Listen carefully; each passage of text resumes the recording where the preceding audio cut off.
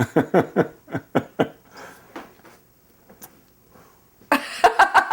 my God. Oy.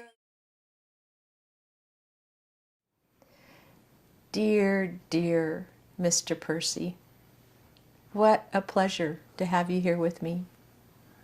Mutual feeling, darling. Thank you, honey. So, you bring 40 years of experience as an educator. You've authored 8 books. Did I get that right? Sounds good to me. Okay. You've authored 8 books on parenting and education. Your most recent being Moments of Astonishment. What a great title. And on becoming a better dad. And How to Grow a Child's Advice to Parents. Another great title. You're also a lecturer, a consultant, and a co-founder and former editor-in-chief of Converge magazine, an award-winning magazine that covers the convergence of education and instructional technology. You travel the world helping parents, children, students, and educators understand how to achieve the success they want and the quality of relationships they would like to have. Bravo. Needless to say, your 35 years of a glorious marriage. And 2-year internship before that. A 2-year, 37-year, Thank you. okay. A 37-year relationship with one woman, the most incredible woman I think I've ever known, and having 3 incredible daughters qualifies you for the most caring individual I know. Wow. Thank you, Cass. Oh boy. So, how does it feel to have touched the lives of tens of thousands of children, parents, and teachers around the world? It's a joy. You know, when you grow up, you start wondering, what am I going to do? You know, you're in elementary school and high school, even college. What's the path you're going to take in life? And I really had no idea this was going to be the path I would take until I started walking on that path. And the fact that I have friends all over the world. You know, I just came back from Australia, and I'm going to Hungary next month, and then Israel, and back to Australia, and so on. And it is a great joy to be able to touch so many people, because you know why? They touch me right back.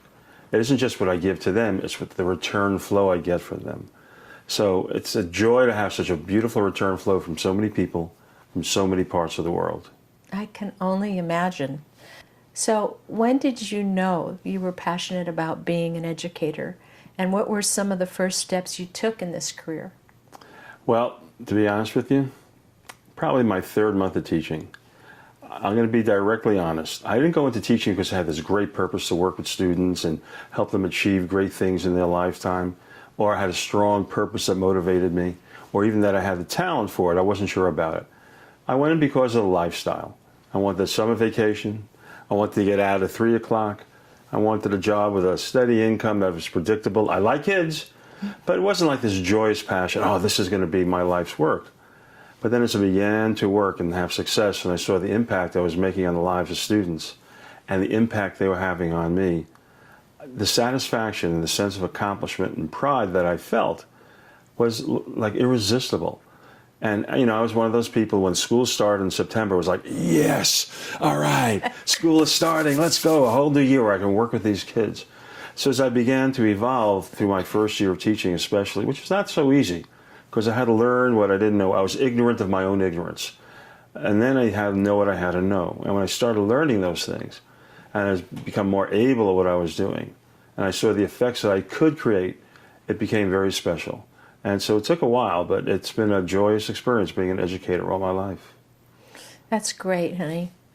Well, dear to your heart is the Foundations of Brilliance, which I love the name of. And it's an educational and career consulting company. Please tell us how you foster brilliance with your consultations and training materials for workshops and seminars internationally. One of the biggest problems people have, what do I really want to do with the rest of my life? There are so many people who are wandering wanderers, they wonder, well, should I do that? No, let me try that. They don't know how to look at things. And I began to realize what a great ruin that was. So my initial intention was to work with students getting ready to graduate high school to either go into the workforce or go on to college.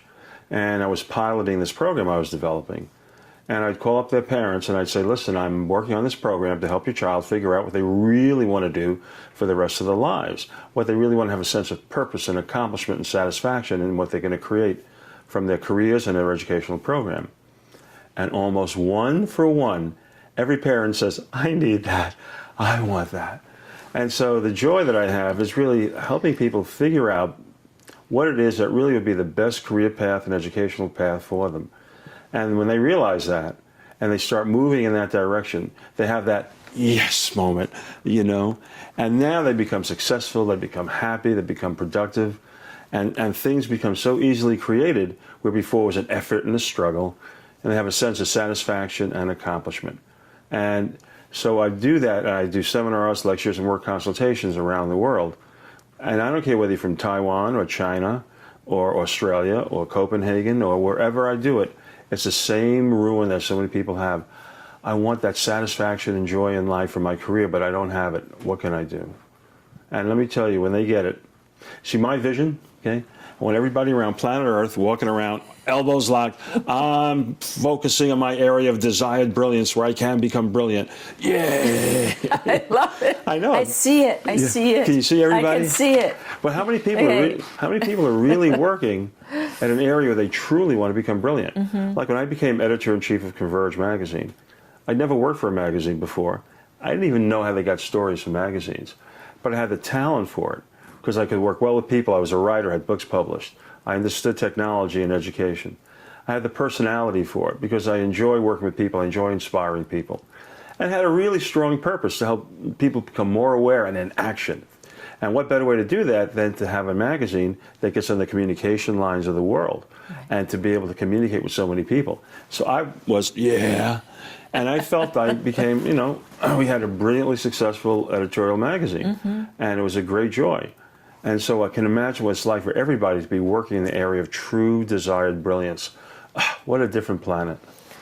Oh, I see it. I see it. I promise you I do. So one of your favorite quotes is, quote, "It is not true you stop pursuing dreams when you grow old. You grow old when you stop pursuing dreams," unquote. So what do you think makes one decide to grow old and stop pursuing their dreams? Failed purposes. They go along and they try so much to have an effect, to create an effect in some area of life. And remember I talked about three things: talent, personality, and purposes. What if I told you, Cass, okay, I'm being serious now, okay, that actually it's the last interview I'm doing because I really am going into training because I know what my purposes are. And I know what my personality is, what I love to do, what I'm really interested in, to motivate people, inspire them. So this is why I'm glad we're doing this, because I'm not going to do this anymore, because I'm going to training for 3 years, because I'm trying out for the 2012 United States Olympic Gymnastics team. You're laughing, Cass. I'm sorry. Cass, why are you... Cass? Okay. Well, obviously, I must admit, at this stage in my body's evolution, I will not have the talent. Hey, but there's elder ones. Oh, really? Is it an elder Olympics? Elder I want to Olympics, find aren't out. But you know what will happen? I mean, if I have this true desire to do that, the talent won't be there. So I'll have a failed purpose. I'll feel stopped. And it means I'm going to lose that dream to really create the impact that I want. And what happens is you have to really align what you're doing to those three things and understand those things about yourself. And that's what I want, I'm working with so many children and adults around the world. Most people don't know what their talents are. That simple thing, the natural ability to do things well, it can be developed into a greater skill. And when you really appreciate that, I'm not a gymnast, okay? I admit it to everybody. Cass is right for laughing at me, okay? But you see, that's what causes people to stop their dreaming when they fail at what they're doing, because they don't align with those three things. And what you want to do is find what is that passion, that thing that you really, really want to do. And what are the talents you have that can bring that to reality, that aligns to the purposes that you really have? Now you have a joyful, joyous life. And to figure that out with you, what could be better? Nothing. So, okay, we all have challenges. We all have, barriers to getting to our goals. What were some of your challenges that you overcame to reach your goal, and how did you overcome them? First is to really have certainty what they are. For 7 years, I always knew I wanted to be an educator. That was a given. I just just fell into that. I just knew that. When I was in college, I was wondering, well, what do I really want to major in? And I tried psychology and different things, but teaching indicated to me because of the lifestyle, see? And so what I didn't have was really a sense of purpose or a real sense of understanding the true talents I had. But as I began to evolve as a teacher, I began to realize, again, the talents that I had and the purposes I had. And I really saw how much I loved working with kids. I mean, I have such a genuine joy because I got so much out of them. As I said earlier, it's a return flow. Mm-hmm. And the joy I observed that I felt when I helped to create a good effect on others was like priceless. And so to really understand that was important to me took a while. But then when I got that, then it's a matter of now what is the best way to align what you're doing. So my 10th year of teaching was my ideal year. My one-sentence statement about that class, they knew when I was Bernie and they knew when I was Mr. Percy. It was a glorious year. And I really achieved my goals that I set up for myself as a teacher that year. Then I had to make a decision. Do I want to continue on in teaching and stay on top of that mountain or find other mountains to climb? And I said, let me go out into the world and see what else I could do on a much broader basis. Because I wanted to reach more people than just the students in my class. And I began to get involved with writing and children's television. And I began to see the passion and the joy I had in doing that. And I completely shifted careers. I would say in my life I probably had 11 different careers, all related to education. Like every 5 to 7 years I recreate my life. That's part of my personality. And it's always involved with education and ideally with parenting and helping others in a way that helps them understand themselves better. And it's been a life of adventure and journey, and I've been out on a limb a few times and the limb broke, okay? It's like the limb broke, but my personality is, okay, get back up and let's glue that limb together, get out there again. So there's certainly been moments that have not been the most joyous, but I've always used that as a way of learning to be able to be more successful. You see, I never get sick, okay? If I feel myself getting ill, like flu or something like that, I'm breaking out in health. I'm not getting sick. I'm breaking out in health. And that's my attitude towards life and what I see. It's like if something is occurring, how do I take that flow, like Aikido, and make it into a positive action? And I've had a few of those Aikido moments where you have to go that way.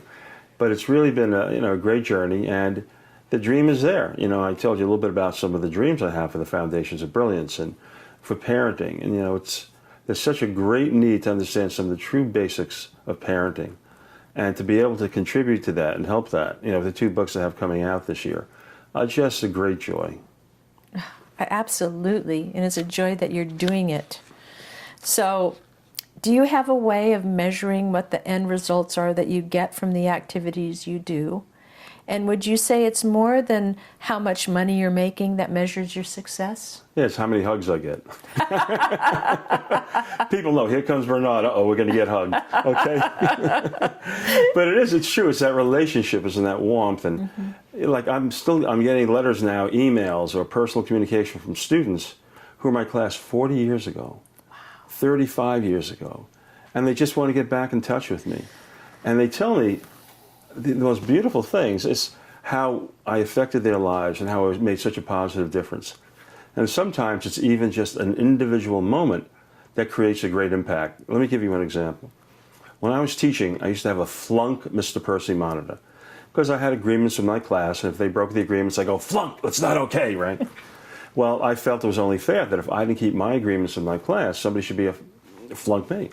So Linda was my flunk Mr. Percy monitor this one week. And nobody ever had to flunk me, right? I was so great. They were great. We had a great relationship, my 10th year of teaching. Well, one day I come back to school after being out for a day because I was at a meeting, and I found out my class was really disruptive to a substitute teacher. I got up in front of that class and I went, this is not okay. And my voice exceeded the decibel level I had agreed upon with my class. And I said, I'd never yell at you. But I was really angry, and I can be pretty enforcing when I'm angry. And here's Linda, who has the job of flunking me in the middle of this really outrageous moment for me, right?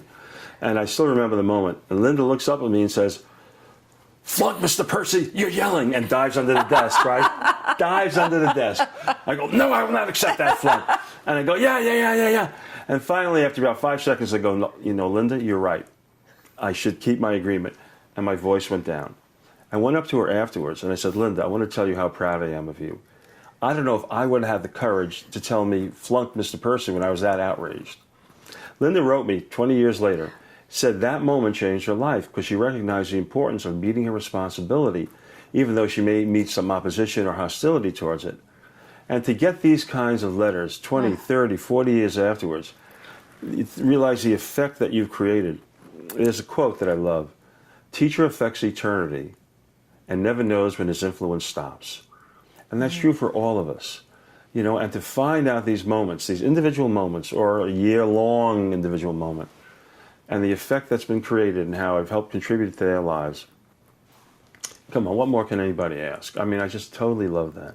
And they've also helped me tremendously too. So it's really, as I said earlier, a two-way flow. Oh, God, that's so great. Oh, I love that story. Okay, so another book is in the making. Collect those letters and turn that into a book. All right. I actually am working on it. Are you? You call it moments of, what I call it, moments that last forever. It's a moment where you had a positive impact that really stays with you. I'm sure you had, and people who are viewing this can think of hopefully a moment. I really hope this is true. At least one moment where a teacher positively affected them. One moment that changed their viewpoint, their reality, their willingness to do something in life. Those are so precious and so special. So I actually have a book I started called "The Moment That Lasts Forever." Well, you know, it applies to all of us, you know, hopefully, in our lives, you know, to create those moments with the ones we care about. Well, I know you've done that many times, Cass. Oh, we'll see. When something works or doesn't work, do you make a note of it? And you mentioned your first time as a substitute teacher and how that greatly influenced the rest of your professional life. So what happened? Or you already told me that. Well, no, but I tell you again, Okay. it's a little different. Okay. I figured, you know, I grew up in Brooklyn. I worked with the inner city youth during the summers. I went as a student teacher. I majored in education. Then I went to Columbia to get my master's degree right after graduating college. And I figured, well, let me do work as a substitute teacher so I can get some money and some more experience before I go into teaching full time. Well, my first day of teaching, I started out with 25 kids in the class. 12 were left at the end of the day. They were just roaming around the hall, 13 kids. Next day I came back, did much better. 13 out of 25 were left. Everybody else was roaming. See, and then I had this magic moment. I went home and I said, what am I not doing that's right? Where do I have to take more responsibility? What do I have to do to really be able to handle these kids? It would have been so easy to say these kids from the inner city, look at them, no control, and you know the teacher didn't have them. No, it was my responsibility. And I had to find a way of interesting them. And I created some programs and did some other things so that when I would come back to the school and I would apply these things, because I changed my program, how I work with them, kids would see me in the hall and start cheering, "There's Mr. Percy, yay," right? Because I took responsibility. I said, what I'm doing isn't working. It's not their fault. It's something I'm not doing right. Either I'm not applying what I know or I have to figure out something that I should know that I then should apply properly. And that was a really important lesson. You don't become the victim and put it on somebody else and look at these kids or look at the teachers I had last year. No, it's me. And I had to really figure out what I could do to handle that situation. And I did. God, that's brilliant. Oh, thank That's you. a brilliant moment. I should start a program, I wanna Foundations kn- of Brilliance. I would love to. Just give me one example. What did you find out that worked to get them back into the classroom? Well, here's what I did. Okay, this is 1965. I don't know if Cass is very young, but she might remember from pictures a Wallensack tape recorder, a heavy tape recorder, reel-to-reel tape recorder. At that time, nobody had heard their voices on tape. You know, it was not as today. Everybody hears it, but then it was very, very unusual. You know, in the inner city, they couldn't afford tape recorders and stuff. So I come in with a tape recorder, and I said, later on in the day, you're going to hear your voices, and some of them, for the first time, will hear their voices. They'd never heard it before. And I created a series of activities, like a choral speaking thing, where I teach them a song like Betty Butter bought some butter, but said she, this butter's bitter. If I put it in my batter, it will make my batter bitter. So it's just better, Betty Butter bought a bit of better butter. And then I teach it to the class, and they would all sing it, and they go, "Wow, that's such yeah, right." So I basically found what was of interest and value to them, something that I was interested in as well. And, it made a real difference, It really made that difference when they had a purpose they understood and were in agreement with for having me as their teacher. And then I got better at handling groups as well. Oh, God, I love that story. I'm so glad I asked. Okay, so the definition of success is a very personal thing. How would you define success for you personally? Getting the letter or an email 40 years after I've worked with a student, and they told me that it had such a positive impact on their lives. Getting a letter from a woman in Denmark, who after I worked with her and helped her and her children, told me how much better her life is and her relationship with her child. So success is an observation of the effects that I've created that really helped improve the quality of life that other people have had. And I get this joy and satisfaction. It's like a personal gain I get. I don't do it for that. I don't do it so I could feel better and I could feel, ha, look at me, everybody. I help others, But the fact I'm able to do that, with what I know and information I've learned through the years, and then to see the actual result and to get an acknowledgement that, yes, there is a difference because of something I've helped them understand about themselves, something they then saw that they can do to improve the quality of their life. So success is getting that response from somebody else, knowing that I've really made a difference. And as a teacher, and as a parent, and as a friend, that's what I've always wanted to do, is truly help make a difference in the lives of others. And when I've done that, and I've observed that, that's as great a pay and as being as successful as I can ever be. Well, I'm here to attest that you do that for me. And vice versa, darling. Thank you. That is good. Being creative is a wonderful thing. Do you find that part of keeping things interesting requires a constant create? There's a great quote friends of mine wrote when I was editor-in-chief of Converge magazine in an article. The word earth, E-A-R-T-H. Yeah. And what they said, you have to visualize the word earth. They said if you take the art out of earth, you're left with eh. E-H, first letter, last letter, art is removed, right? And create has to do with, art is a create. Life is a create. Life is an art form. It really is. Mm-hmm. And the more you create yourself as an artist, that's what we're doing. We're painting pictures, we're writing novels, right? And so whenever I'm creative and creating things, and the area I'm really good at, to be honest, is really relationships and helping people understand how to improve the quality of their relationships and understand the direction they'd like to go in life. And that's an art. And that when that's there, that's part of my art form. I'm not a singer. You want me to prove to you I'm not a singer? I'll sing. You don't want to hear me. Okay? But your wife but is. My wife is glorious. My art form is really that. When I look at it, it's the relationships I create with others. And I say when I get these letters and communication from people over the years that I've worked with, I go, wow. One of the questions I ask people when I work with them is, what's your masterpiece? What's the thing that you created, that you experienced, that because of who you are and what you've done and your abilities and so on, that you consider that was my ideal thing?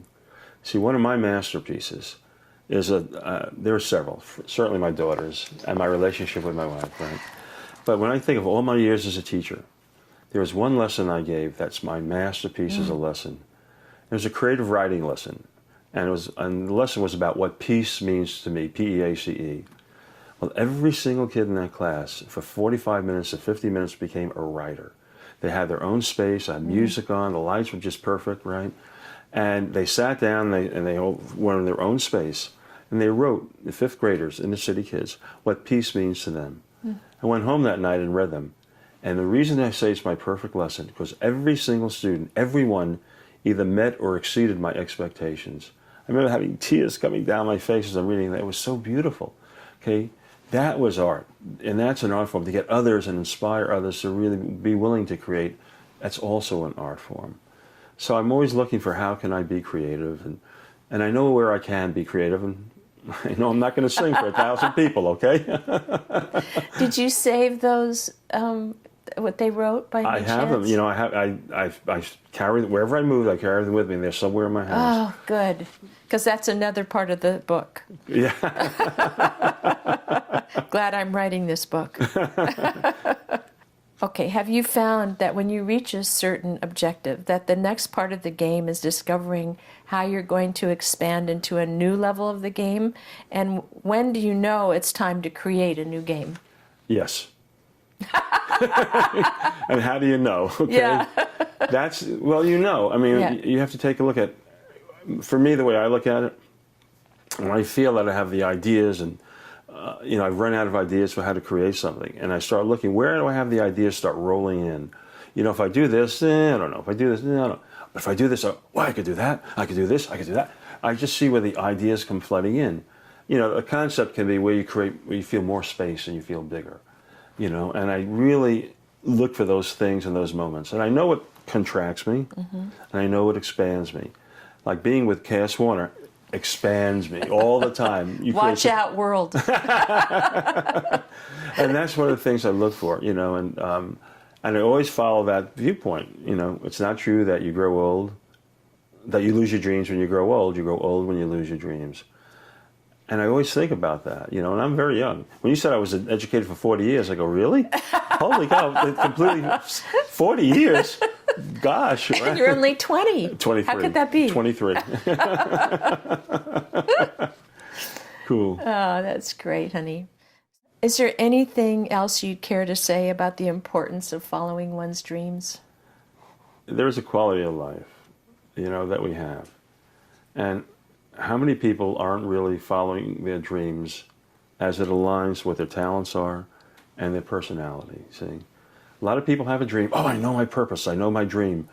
But they want to be on the Olympic team, on the gymnastics team, when they're, you know, a man of my beautiful body age and physique, okay? So it's really following the dream that you have. It's knowing what it is, right? Sometimes you have to find a trail. What is the thing that gives you the greatest happiness? That's why I tell people, look for those moments of masterpiece where you have the sense of pride and joy and accomplishment. There's something about that was so special. And what does that say to you about what your dream really is? Because why was that such a great moment for you? Because somehow it tags on to those dreams, those purposes that really move you in a way that you want to be moved. And when you find those and you recognize that, wow. And if you can't find it, give me a call, I'll help you. Okay. And the number will be on this. Okay. So I want to end with a quote from someone who admires your abilities. And they said, Bernard Percy's career is characterized by his caring optimism and belief in the power of communication to nurture human potential. Wow. Whoa. So, honey, bravo, and thank you for being here. Thank you, Cass, and I am in love with you. Thank you, darling. Mwah. This book, by the way, was written as a birthday gift to my daughter when she turned 30. She said that's what she wants. I asked her, what would you like for a present? She said, Dad, you have to write up why you're such a great dad. And she observed how many parents had trouble with their kids or kids had trouble with their parents. And this is what she wanted, was this book. And this is really my experiences as a dad. And some of them are funny, some of them are very moving, I believe. But it really helped me to really understand, you know, the thing that I really loved about being a dad was, my hobby was being a dad. I wanted to do that more than anything else, you know. I just love being a dad. Now this book is How to Grow a Child, a Child's Advice to Parents. I'm a very smart man, because I know when I hear a great idea. And one of my students, one of my 9-year-old fourth grade students came up to me after her summer vacation. She said, Mr. Percy, can I share something with you? I'm working on a book. I said, sure, Ann. What is it? So I think it's about time adults heard from children how to raise children, not just other adults. And she showed me her manuscript, that to use her word. I said, this is great, Ann. Let me look at it, right? I was happy to look at it. One of the first lines I read was, look into your child and you shall see your reflection. That moment changed my life. Because I've been a classroom teacher. This is my 11th year, of teaching. And that moment changed my life. Because I decided I really wanted to get involved with children's television and writing. And moved on to a whole different career path. And this book was published in 1978 and was based on the writings of Anne and 5 other students. And now, 31 years later, we're republishing this book. And 3 of the students, Anne included, I'm very close with. So it's a story of the making of the book. It's about what they think now that they're adults and parents of the advice they gave as children. And it's about a 35-plus year relationship. So this has a very special meaning to me, this book. And the one before that is How to Grow Your Child. Yeah, the one that came out in 1978 was the same book. Yeah. How to Grow a Child, the Child's Advice to Parents. This is a revised version of it. Okay. Updated visually, but also with comments by my students that I'm still in touch with. And also comments about our relationship and how we've contributed to each other's lives. So it's... I'm keeping the art on earth with this one. Okay? That's so good. Thank you, honey. You're welcome. Thank you so much. Mwah. Mwah.